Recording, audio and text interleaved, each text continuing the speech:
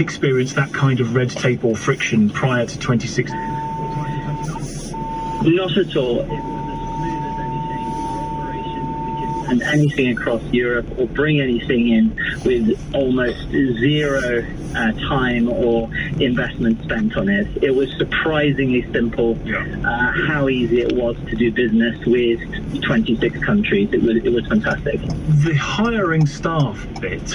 Yeah. I think this is part of the reason why some people wanted to vote to leave, is rather than taking labour from somewhere else, could you not employ people here?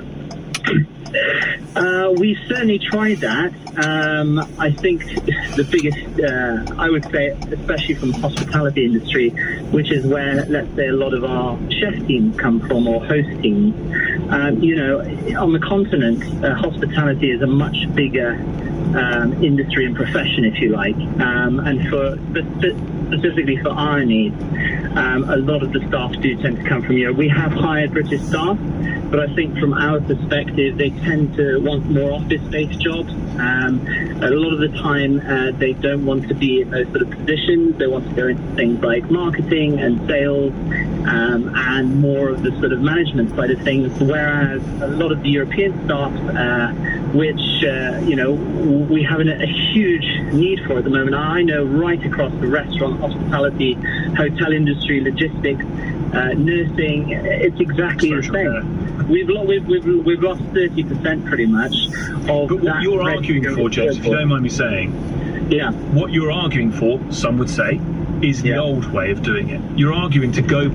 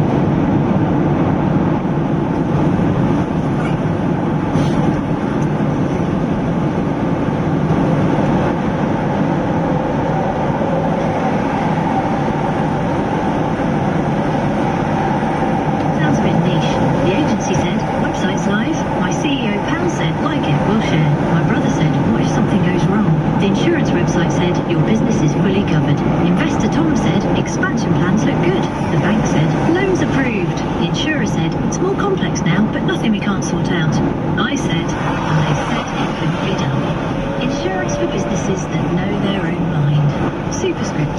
Customised, effortless fare. This Black Friday at Tesco Mobile, you can pick up an unlimited data SIM for just £17.50 a month with club card prices, saving you a massive £180. Spend less on your SIM this Black Friday so you can tuck into more this Christmas. This is Supermarket Mobile. To switch, pop in store or search Tesco Mobile. Every little helps. Ends 29th of November with £25, £7.50 club card 24-month contract and unlocked 4G enabled phone number. FA's policy applies. Terms and discount London, we're free now. Free now to walk London food markets. Free now to watch Fox shop. Free now to get cutlet popcorn. Free now to yoga spin hits and finally have a go at Orbit. Free now to... And we're free now. The app where you can book fast-back cabs on tap, instant private rides and breezy Tier E scooters. Geographic exclusions apply. All at the tap of an app. Free now. Get there your way. Download the app and ride now.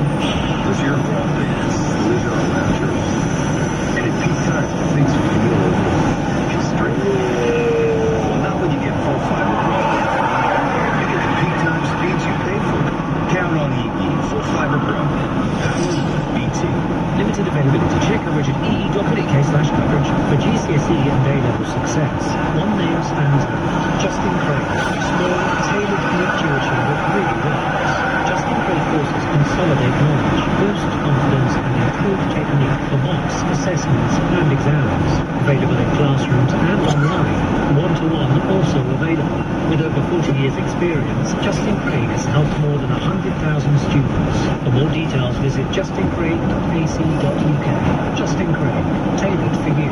Now that the holiday season is over, many timeshare owners are facing a winter of expensive booking. With rising inflation, now more than ever, we need to look after our money.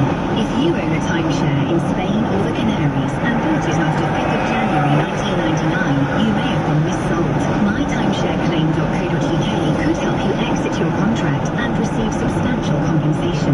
To find out more, text ASSIST to 78900. That's ASSIST to 78900 today. Digital confidence comes with NordVPN. Block online trackers, find your virtual location, and protect your device from malicious files during downloads. It's easy. Just connect and forget. Catch the Black Friday deal for a 1 or 2 year plan at NordVPN and get 3 months for free. NordVPN. Cybersecurity built for every day. Britain, there's a joy shortage. So we at Tesco have formed the Christmas Party to help. We promise 3 for 2 on party food for all members of the house. We stand for joy. We are the Christmas Party. Brought to you by Tesco. Chilled party food only, cheapest item free. Majority of larger stores, top card or app required, ends 2nd of January. Tom Swarbrick on LBC. Here we go, Tom says Michael in Rains Park, another afternoon of Britain bashing on LBC. Give Brexit a chance. No sooner had we left, but COVID happened. I'm a bit fed up of constant bemoaning before we've reached the upside, says Michael.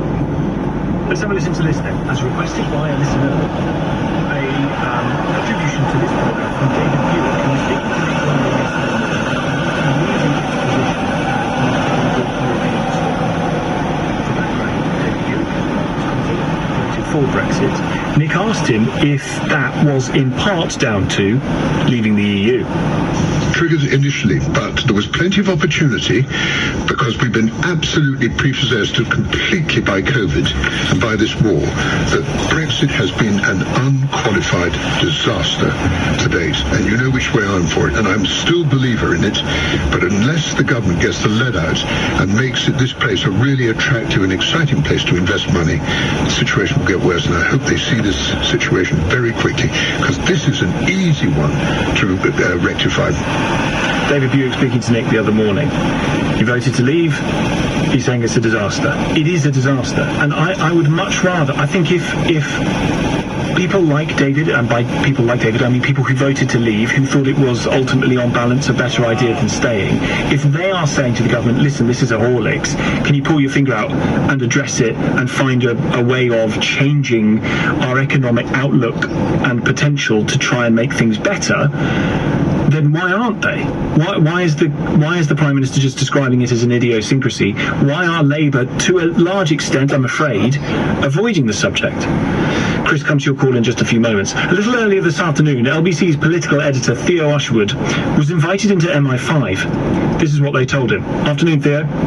Good afternoon, Tom. Yes, I was invited into Thames House in central London, just down from the Houses of Parliament to MI5 to receive a briefing, a speech, and it happens every year from Ken McCullum, the Director General of the Domestic Intelligence Service, about the threats posed to the UK, top of the list, Russia, China and Iran. But he also talked about the balance between dealing with both Islamist threats, which of course date back well prior to 2017, but we saw a number of terrorist attacks, Islamist-inspired terrorist attacks during 2017, and he'd said they'd foiled 37 plots since, including 8 in the last year, but then went on to talk about far-right terrorism. Of course, we saw what happened in Dover, which was upgraded to a terrorist attack, that firebomb attack, and he made some quite extraordinary comments saying that the government or the MI5 was dealing with,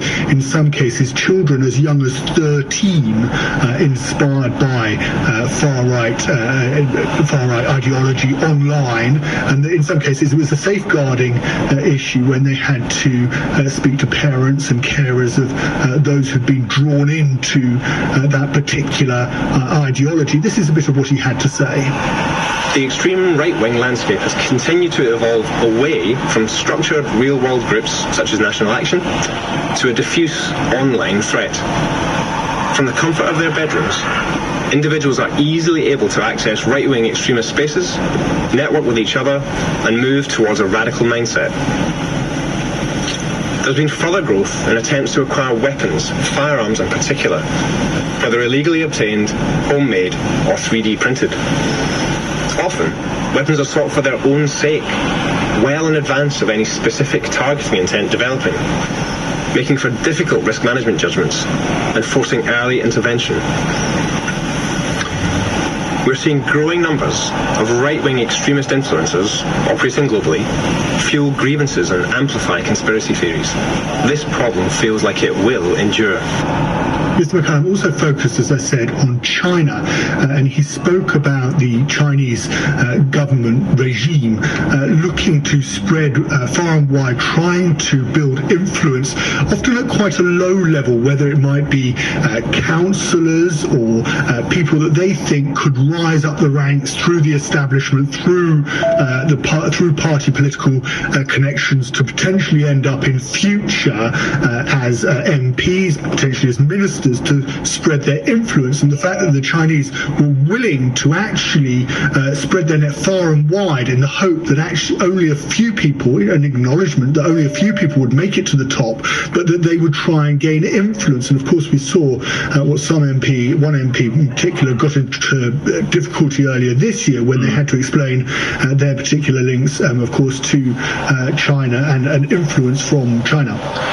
Really good to have you on, Theo. Thank you very much indeed. LBC's political editor Theo Ushwood with his report from Thames House. The Governor of the Bank of England has, we think, just responded to points made by Michael Saunders, the external member of the Bank of England's Monetary Policy Committee, from whom we heard on this programme a bit earlier, just after the news at 4, explaining the link between Brexit and cuts to public services. We'll try and bring you a bit of what the Governor of the Bank of England has had to say in response to that a little bit later. Chris is in Ipswich meantime. Hi, Chris. Good afternoon, Tom. Hello, sir. Yeah, it seems to me that no one can possibly claim that our government should have seen COVID or should have seen the war in Ukraine. Yeah.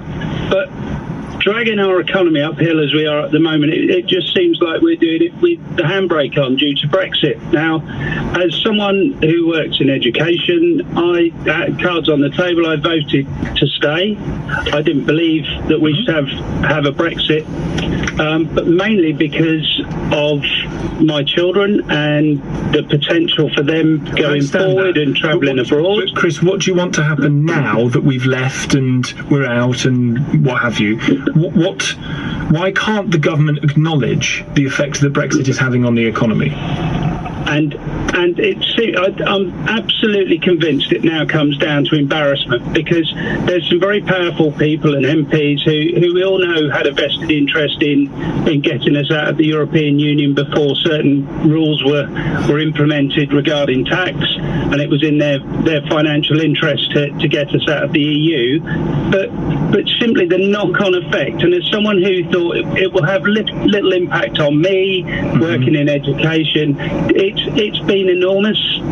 Yeah, and that's the point that Mr. Saunders was making earlier, that this is not just an effect on businesses exporting to the EU, it's across the piece. Chris, appreciate it, thank you. Sophie's in Suffolk. Hi, Sophie. Hello. Hello. Hello.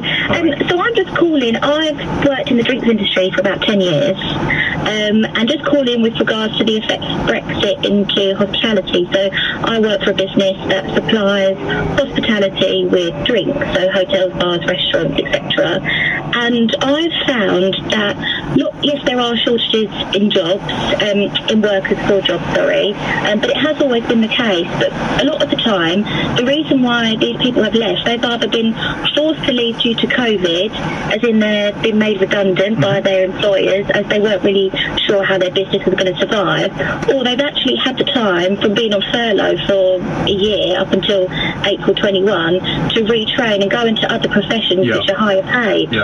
So I don't necessarily think that Brexit is the ultimate cause, but I just think if you look at that, if for example COVID never happened, it would have been quite interested to see what the true effects are. But I think COVID has just had such a dramatic impact on it. I think it would seem reasonable to suggest that COVID has had far more of an impact on the economic woes we currently find ourselves than Brexit has. Similarly, the war in Ukraine.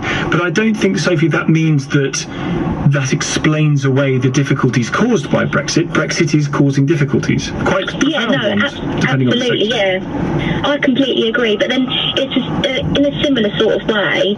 So, for example, the overseas industry, holidays have all opened up as well. And when Gatwick Airport opened up, many drivers from certain large delivery companies all left the company to go work for Gatwick, because these jobs had now opened up and they were paying a higher wage. And obviously that's, it's all had an impact overall. Well, certainly wages are rising, and that is a good thing.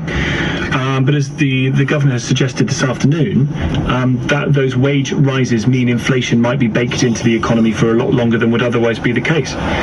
Sophie, appreciate the call. Thank you very much indeed. Listening to Tom Swarbrick on LBC, these are the headlines at 5.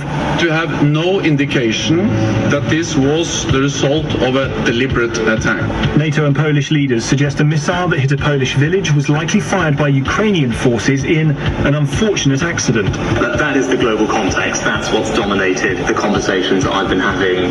As inflation reaches a 41-year high, the Prime Minister insists Brexit isn't a factor in the economic pain. I'm confident I behave professionally throughout, but of course I will engage thoroughly. Downing Street insists the Prime Minister has full confidence in Dominic Raab, the Deputy PM, after he asked for an independent investigation into his own conduct. Plus, the Governor of the Bank of England, Andrew Bailey, responds to our interview with Michael Saunders. We'll bring you what he's had to say after the news. On your radio, on Global Player, and Play LBC. Leading Britain's conversation. This is LBC. From Global's newsroom at 5 o'clock, the president of Poland says it's unlikely a missile which killed 2 people in the east of the country was fired deliberately by Russia. In all likelihood, it was an S-300 rocket manufactured in Russia in the 1970s. And so far, we have no evidence that the rocket might be launched by Russians. In all likelihood, it was launched by the Ukrainian air defense system to protect the Ukrainian territory. Andrzej Duda and the head of NATO says it's likely it was an unfortunate accident caused by Ukraine defending its territory. Jens Stoltenberg says Russia is to blame, but there is no evidence it's planning an attack on NATO members. The governor of the Bank of England says he expects inflation to fall in the new year after it reached a 41-year high. It rose to 11.1% in October, higher than expected and up from 10.1% the month before.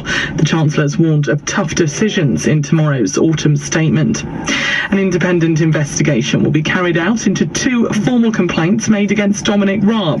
The Deputy Prime Minister, who stood in for Rishi Sunak during PMQs earlier, says he's confident he acted professionally. He's facing allegations of bullying. LBC's Westminster editor Ben Kentish has more on the investigation. Ultimately, that independent investigator, as it's being called by Number 10, will report to Rishi Sunak, who will then have to decide whether to accept the recommendations and, if there is any punishment recommended, whether to follow through with it. He is, Number 10 insists, still the ultimate arbiter of the ministerial code, and that's already raised questions about just how independent this investigation can be. A 51-year-old man will be sentenced tomorrow after admitting to the murder of mum of 2 Katie Kenyon midway through his trial. The 33-year-old's body was found in an area of natural beauty in Lancashire in April. The court heard Andrew Burfield from Burnley originally said he accidentally killed her when throwing an axe. And rail workers have backed more possible train strikes following a fresh ballot. RMT members have voted to continue industrial action over the next 6 months in the long-running row over pay, jobs and conditions. Separately, firefighters are voting on walkouts after rejecting a 5% pay offer. In the city, the FTSE 100 has closed down 19 points at 73.49. The pound buys $1.18 and €1.14. LBC weather, cloudy and wet for most tonight. Rain spreading north but staying dry in the northwest, lows of 2. Turning drier and brighter with the odd shower for southern areas tomorrow. Rain drifting northwards, highs of 11 degrees. From Global's newsroom for LBC, I'm Amelia Cogs. This is LBC from Global, leading Britain's conversation with Tom Swarbrick. Evening to you, 5:05 is the time. Tom Swarbrick with you here on LBC. Last night we discussed on the show the possibility of a Russian missile hitting a NATO country. And just before 7 o'clock last night, reports came through of 2 people killed in a missile strike in Poland. President Zelensky of Ukraine was quick out of the blocks to ascribe blame. Russian missiles hit Poland, he said. The longer Russia feels impunity, the more threats there will be to anyone within reach of Russian missiles. To fire missiles at NATO territory. This is a Russian missile attack on collective security. This is a very significant escalation. We must act, he said. Poland last night called for a meeting of NATO, after which, this morning, the boss of NATO, Jens Stoltenberg, said there was no evidence that the deaths were caused by Russian missiles. Since the start of Russia's illegal war in Ukraine, NATO has increased vigilance across our eastern flank, and we are monitoring the situation on a continuous basis. An investigation into this incident is ongoing, and we need to await its outcome. But we have no indication that this was the result of a deliberate attack. And we have no indication that Russia is preparing offensive military actions against NATO.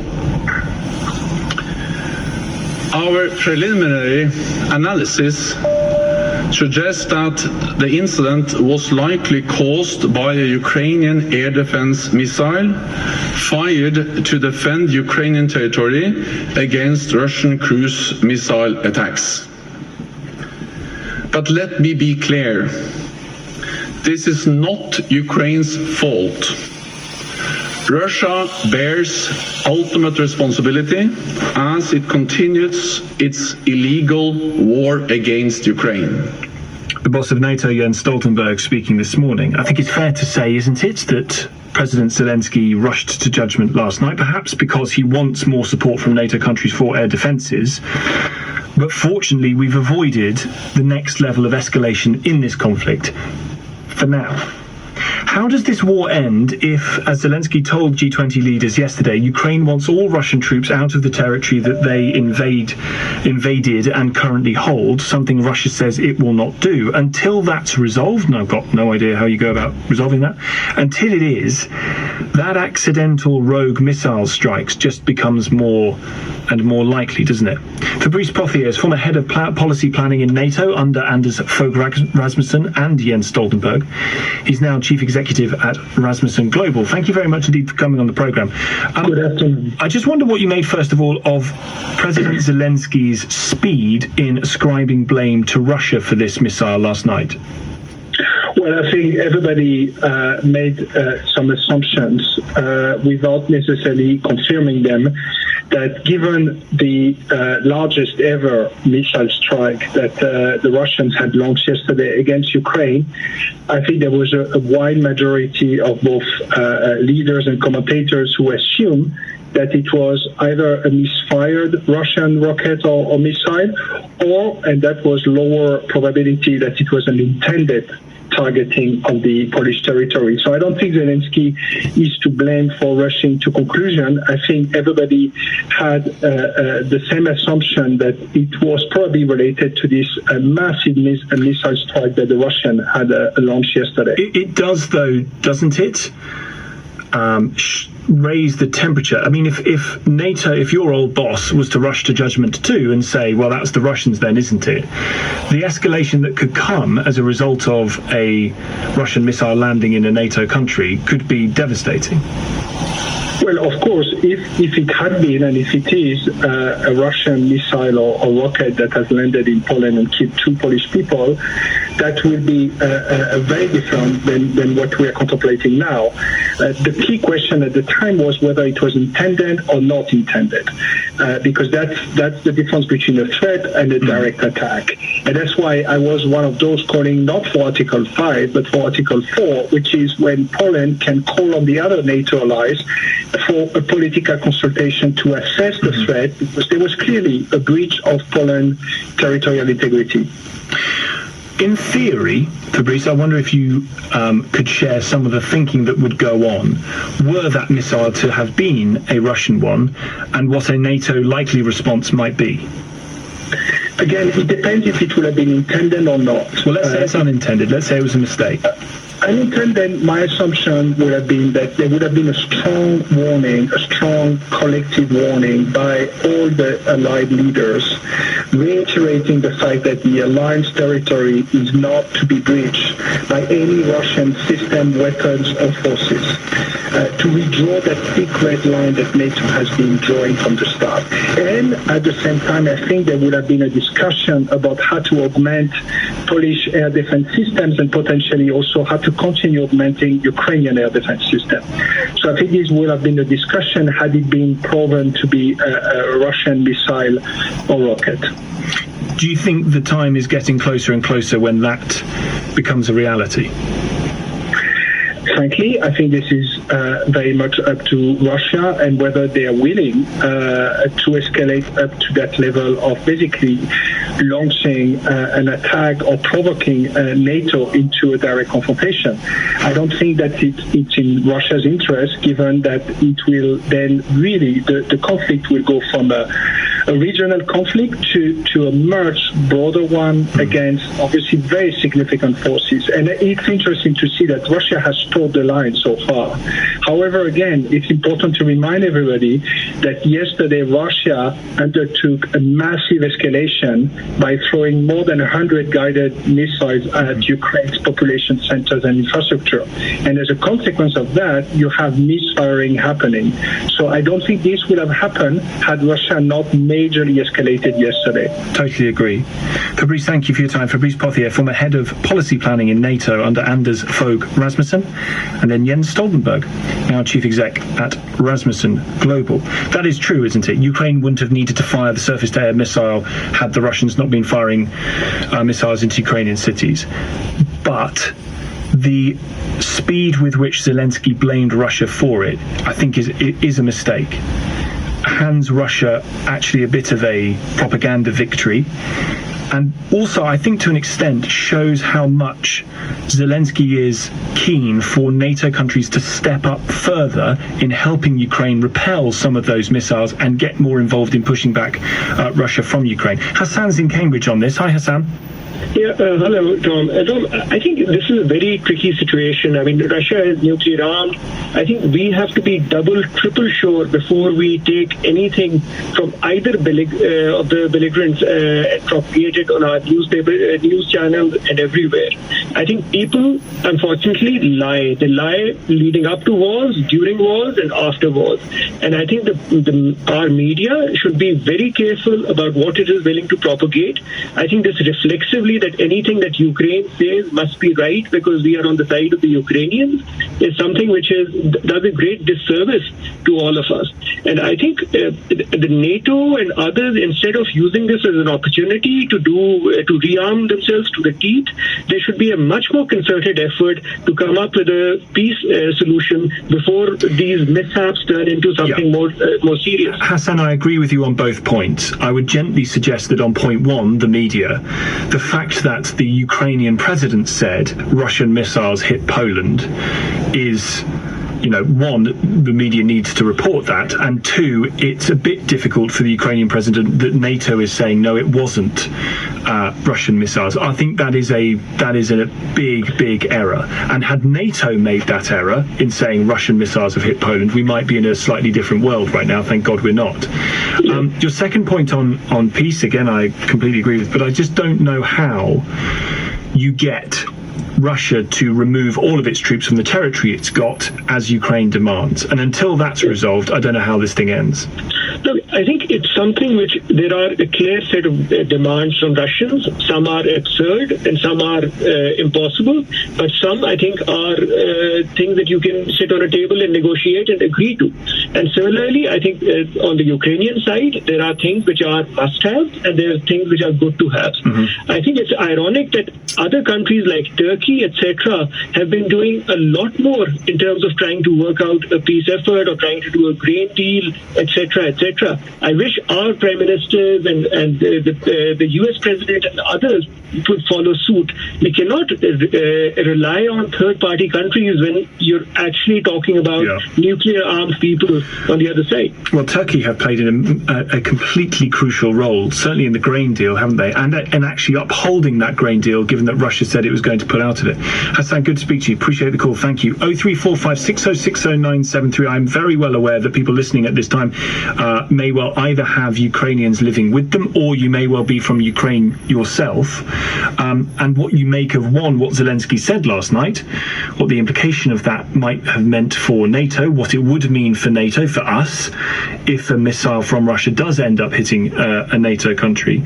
And this tension between asking or demanding, rightly, all territory taken back to Ukraine versus what the Russians are saying, which is no way.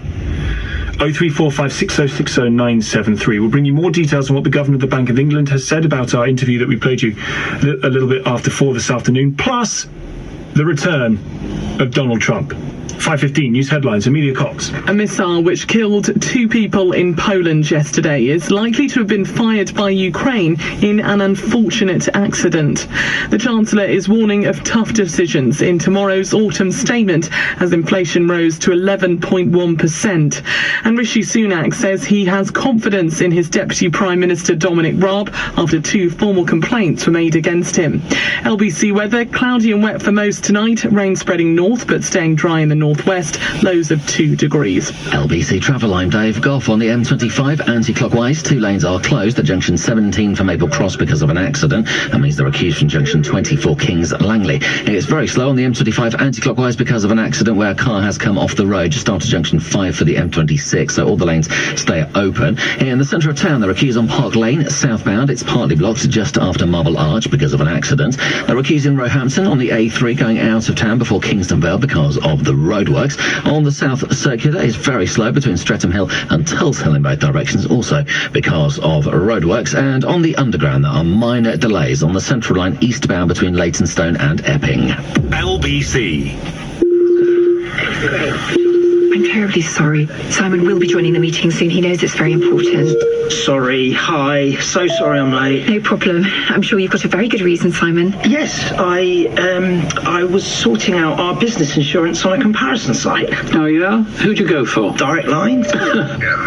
Everyone knows Direct Line aren't on comparison sites. You can drop off now, Simon. Search Direct Line, because everyone knows we're not on comparison sites. Call Tom Swarbrick 0345 6060 973 LBC. At Free Now, we're best known for our taxis, but actually we're the mobility super app with more ways to get around. Travelling around London has never been easier. So you can step on it with e-scooters, get motoring this afternoon with private hire cars, or live life in the cycle lane with e-bikes. And just like always, if you need a taxi, all you do is tap and go. Free Now. Get there your way. At Christmas, everyone should be able to stream festive hits.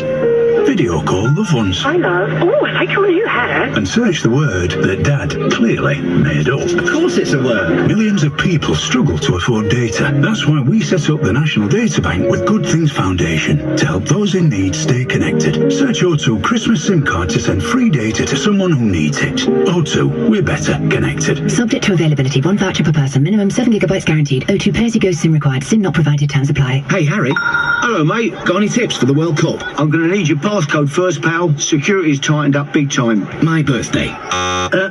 Mrs.'s birthday.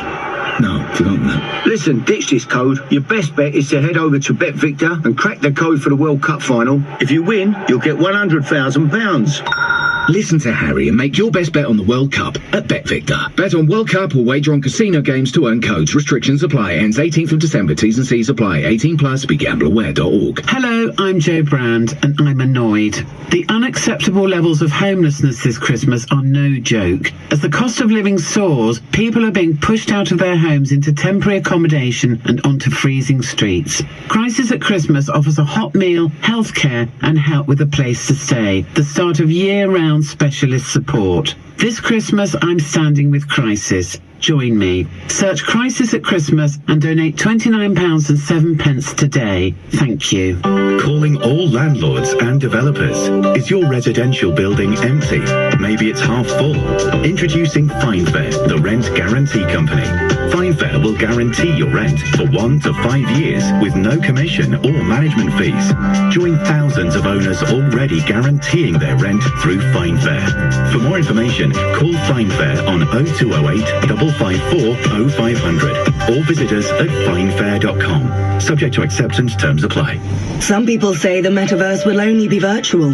One day, farmers will use augmented reality to monitor the health of their soil and run irrigation simulations to help ensure the best yields. And urban planners will model traffic solutions in the metaverse to help decrease commute times, paving the way for less congested cities. The metaverse may be virtual, but the impact will be real. Learn more about what Meta is building for the metaverse at meta.com/metaverseimpact/EN. Tom Swarbrick on LBC. 5:20, we had the former Monetary Policy Committee member Michael Saunders on this programme. He was on that committee until earlier this year, and suggests that Brexit is to blame for persistent and lasting damage to the UK economy. That quote was put to his old boss, the Governor of the Bank of England, Andrew Bailey. We'll play that to you in just a sec. Julius, you're in Weybridge. You want to talk about what happened last night on the Polish-Ukraine border? Hi. Hi, Tom. Nice to speak to you again. Thank you for the show. I've called into this time slot. I used to listen to you a lot in the evening ones. I remember. You are the... were you the unicorn of Weybridge? The Weybridge. You believe that still, do you? You do know unicorns don't exist. No, well, I know that you've made a great success of yourself, Julius, and I'm delighted you have.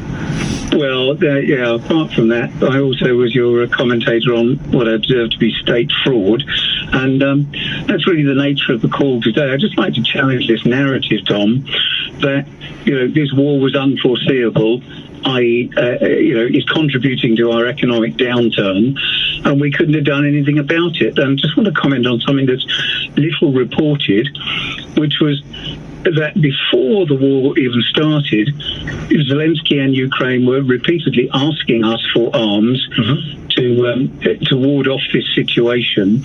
And you can see what an excellent job the Ukrainian people have done with being properly armed in driving the Russians back out of the borders. And Liz Truss, who was then Foreign Secretary, actually had a meeting planned with Zelensky in, if my memory serves me right, mid-February.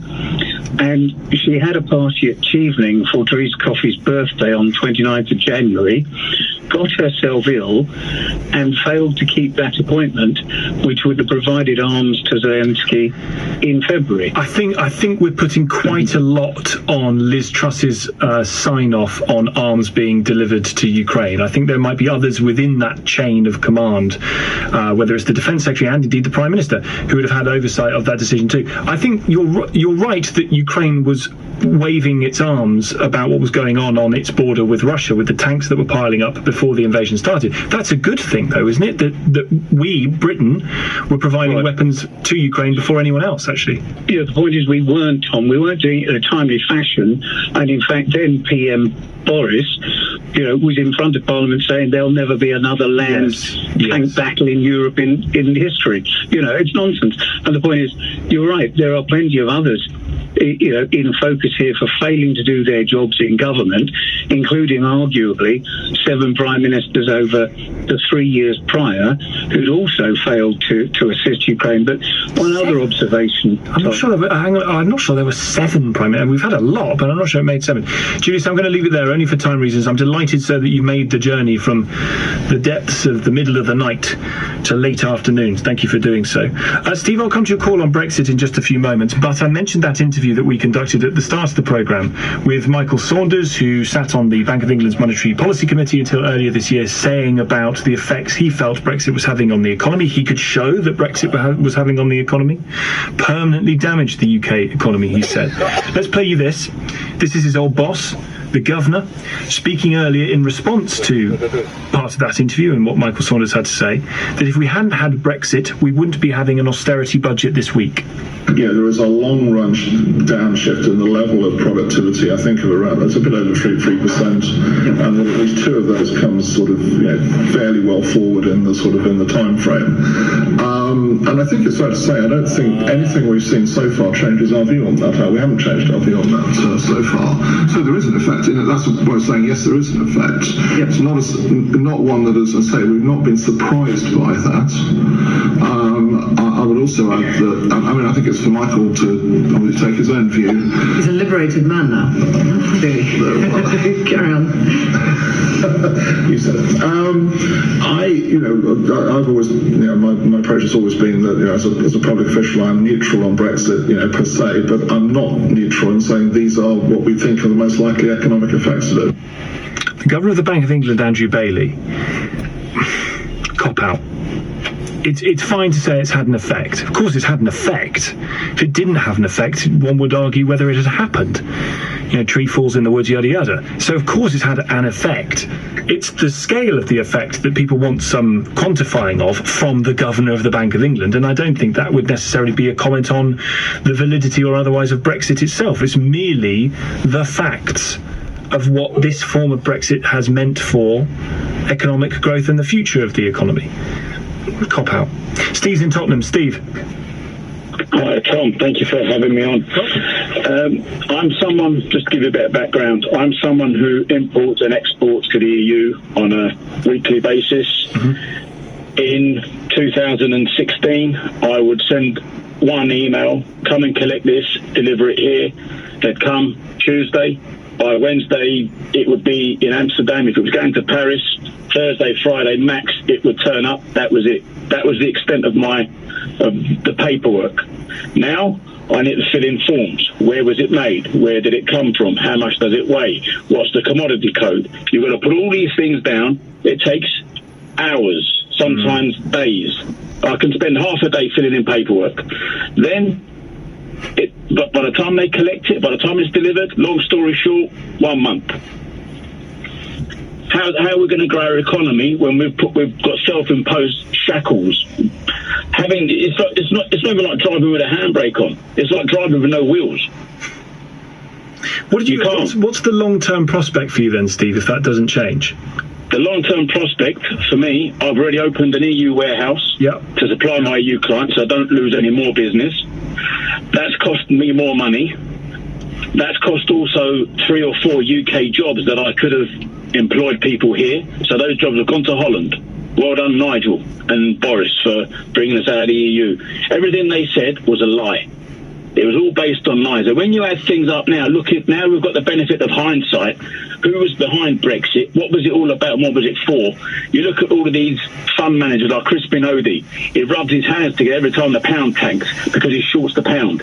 They created the chaos so they could make money. That's what Brexit was all about. And Farage and Boris just lied through their teeth. Farage to get the next trade and he wanted to make loads of money, but Boris because he wanted the chair. Listen, Steve. No other reason. And then you've got Sunak running scared. If Brexit is such a good thing, why don't we have a public inquiry by someone neutral, and we can put all the benefits of Brexit and all the benefits of remaining there for people to see. Listen, but the problem is the benefits are subjective, aren't they? So one man's benefit is another man's lack of benefit. The benefits are minimal, and it's criminal that we're still living this lie even to this day. Steve. We should be.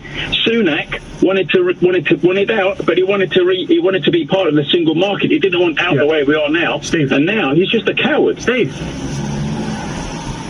When you hear Rishi Sunak describe Brexit as an idiosyncrasy, do you feel that that's what it is when you're filling out the forms hour after hour after hour? I fill in those forms with steam coming out my ear holes.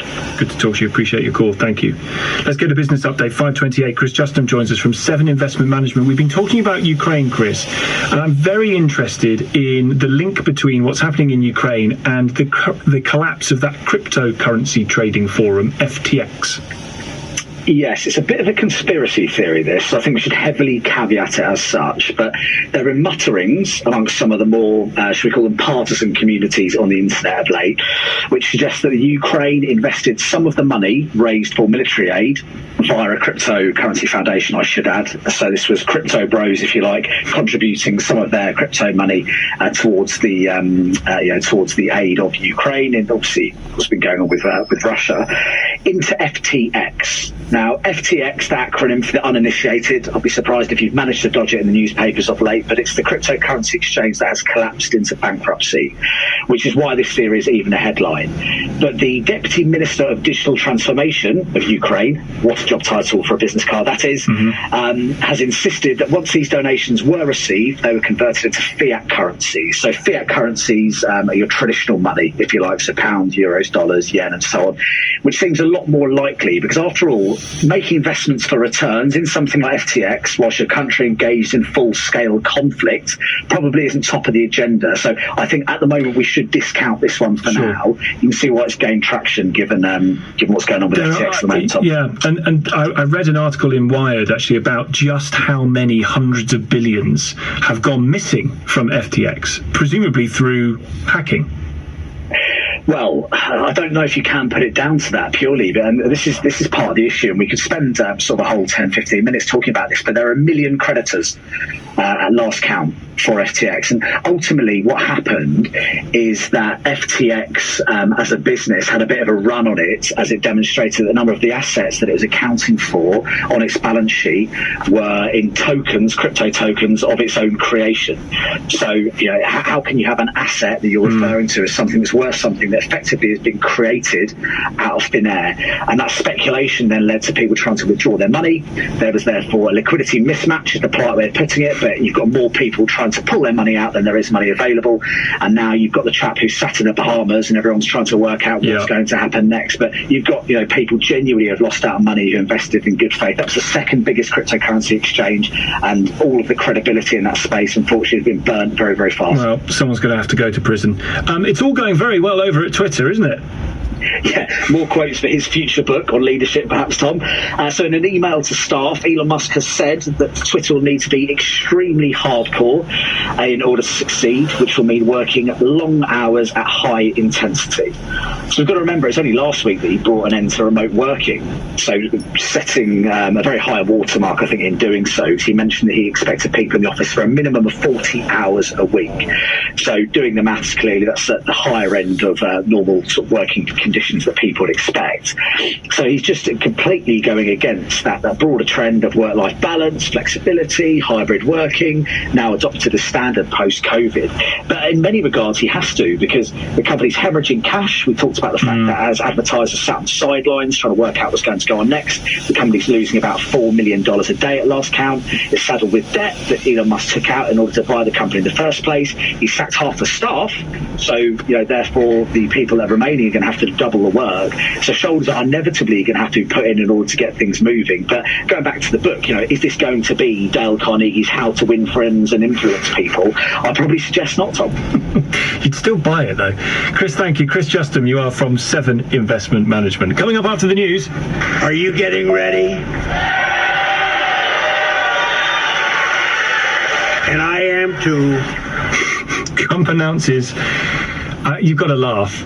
Trump announces he will run for president in 2024. Does America want him back? 5:33 news headlines. Amelia Cox. A missile which has hit a Polish village close to Ukraine's border was probably fired by Ukraine as it defends itself against Russia. The Polish president says it's likely to have been an unfortunate accident. Rising energy and food prices are being blamed for the latest jump in inflation, which has hit a 41-year high. It reached 11.1% in October, higher than expected. And Kevin Spacey is facing 7 new charges of sexual offences in the UK. The accusations relate to a new complainant and date back to 2001. He's previously denied 5 charges. LBC weather, cloudy and wet for most tonight. Rain spreading north but staying dry in the northwest. Lows of 2 degrees. LBC, Nick Ferrari at breakfast. Can you believe a country as wealthy, as rich as the United Kingdom waking up to headlines such as those today? Tragic death of boy from mould shames Britain. Christian Weaver's a barrister and he acted for the family. What did you make of the defence proffered by Rochdale Boroughwide Housing? This is truly horrific. The family are from Sudan, and at first Rochdale Boroughwide Housing was saying it's the ritual bathing practices of the family, it's the cooking practices that's common among some cultures, all with no evidence. Nick Ferrari at breakfast. Back tomorrow morning from 7. Listen on your radio and on Global Player. LBC. Does your broadband slither around your home? And at peak times, do things feel a little constricted? Well, not when you get full fiber broadband from EE. You get the peak time speeds you pay for. Count on EE, full fiber broadband, powered by BT. Limited availability. Check coverage at ee.co.uk/coverage. Maybe you're in the business of sending laptop power cables to Leeds, mustard to Dijon, or knitwear to New Jersey. Christmas is a time when you're at your busiest, so send your urgent business packages with mailboxes, etc. We'll find the best courier for your parcel and help with packing, tracking and paperwork too. For UK and worldwide delivery this Christmas, search mailboxes, etc. Christmas possible. This Black Friday at Tesco Mobile, you can pick up an unlimited data SIM for just $17.50 a month with club card prices, saving you a massive £180. Spend less on your SIM this Black Friday so you can tuck into more this Christmas. This is Supermarket Mobile. To switch, pop in store or search Tesco Mobile. Every little helps. Ends 29th of November. Worth £25, saving £7.50. Club card, 24-month contract and unlock 4G enabled phone required. Phase policy applies. Terms at tescomobile.com/terms. If you're worried that your mortgage payments could go up, it's helpful to know that you can arrange to switch your Barclays mortgage up to 180 days before your current one ends. One way you can do this is in the Barclays app. Your new rate will then apply as soon as your existing rate expires. Simple. For more money help, including other ways to switch your mortgage, search Barclays Cost of Living. Barclays. Make money work for you. Subject to application, financial circumstances and borrowing history. T's and C's apply. 18+. Your home may be repossessed if you do not keep up repayments on your mortgage. Britain, there's a joy shortage. So we at Tesco have formed the Christmas Party to help. We promise 3 for 2 on party food for all members of the house. We stand for joy. We are the Christmas Party. Brought to you by Tesco. Chilled party food only, cheapest item free. Majority of larger stores. Club card or app required. Ends 2nd of January. How do we stop another energy crisis? At British Gas, it's a question we're hearing a lot right now. The truth is, there's going to be uncertainty in the energy market for some time. So, we're investing even more in renewable energy and working with Norwegian suppliers to power an additional 4.5 million homes. To help during this crisis, and to help avoid another one. For straight answers, search British Gas. British Gas. Here to solve. Breathless after minor physical activity, feeling exhausted with swollen ankles. It could be a potential symptom of heart failure. Speak to your GP, who might suggest a simple blood test to help diagnose it or rule it out. Pumping Marvellous's Beat HF campaign and Fighting Failure from Novartis are working together to raise awareness of heart failure. Find out more at pumpingmarvellous.org. Sponsored and funded with editorial input by Novartis UK. The greatest asset of any business? People. Because with the right people in the right seats, brilliant things happen. Total Jobs make it easy to find the right people for your business. So, find your people with Total Jobs. A team you can trust. Start growing your team today at totaljobs.com. Leading Britain's conversation. This is LBC with Tom Swarbrick. 5:38 is the time. Here's John picking up on what we told you was happening just before the news. Tom, Trump being elected in 2024 spells disaster for Ukraine, as he will clearly side with Putin and undermine the NATO position as previously exhibited during his first term. Well, John, you're right, because, ladies and gentlemen, he's back. What the hell is going on? Quite. Here he is. In order to make America great and glorious again, I am tonight announcing my candidacy for President of the United States. But not all of his previous supporters are jumping back immediately onto the Trump train. Here's Trump's former chief of staff, Mick Mulvaney. I'm ready for a generational change in my party. Ron DeSantis be a great president. Tim Scott make a great president. Nikki Haley make a great president. Mike Pompeo, Mike Pence, go down the list. They're all in my generation. What if he's the nominee? You'd have to... you wouldn't. I think he's the only Republican who could lose, Joe. Professor Francis Buckley joins us, professor of law at George Mason University in Virginia, former speechwriter for Donald Trump, who worked on his transition team all those years ago. Thank you very much indeed for coming on the program, Professor. Do you want him back? No, not at all. I think he'd be terrible. And the point is, he'd lose, right? If anyone listened to his speech last night, the man's tired, past it, and even without the horror of January 6th and his comments about other candidates, the man clearly is past his prime. And so the problem for the Republican Party is, how do you get rid of Trump while at the same time retaining Trump supporters? And I wrote about this in the Wall Street Journal yesterday, but the point is his policies still commend themselves, even if the man himself doesn't. The problem is the Republican Party is two or three different parties, and one of them is an old right-wing party that dates back to the era of George W. Bush and Barry Goldwater. And, you know, and frankly, the great thing about Trump in 2016 is he said their time is over. Well, you know, they're not. They still have a lot of money behind them, and they still have a lot of staffers. So Obama said you'll never underestimate the number of ways in which Joe Biden can screw things up, and the same can be said of the GOP. So I don't know what's going to happen. You, as a former speechwriter, you will be very well attuned to looking for the clues in the speech that speak to the man. I heard the same kind of Donald Trumpisms over and over and over again. The China virus, the nicknames of people. It all felt very 2016, 2018, didn't it?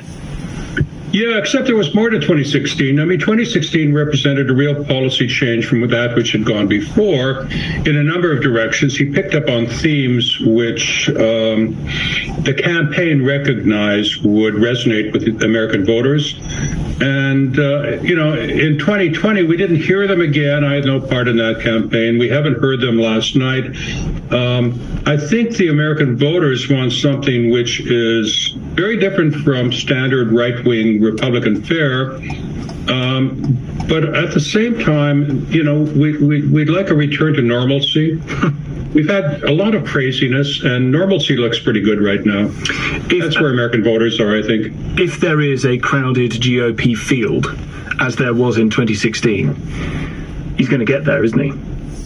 Yeah, he will. It won't be like 2016, where he was the only person voicing the message. This time around, there'll be strong opposition, and I think he would lose in the primaries. I don't think he would bring his voters to support him. So whatever happens, he'll be derailed, I think, before 2024. And I hope that it happens in a way in which the voters are retained. Good to speak to you. Thank you for your time. Professor Francis Buckley, Professor of Law at George Mason University in Virginia, former speechwriter to President Trump. Andrew's in Hackney. Hi, Andrew. Oh, hi, Tom. Nice to speak to you. Welcome.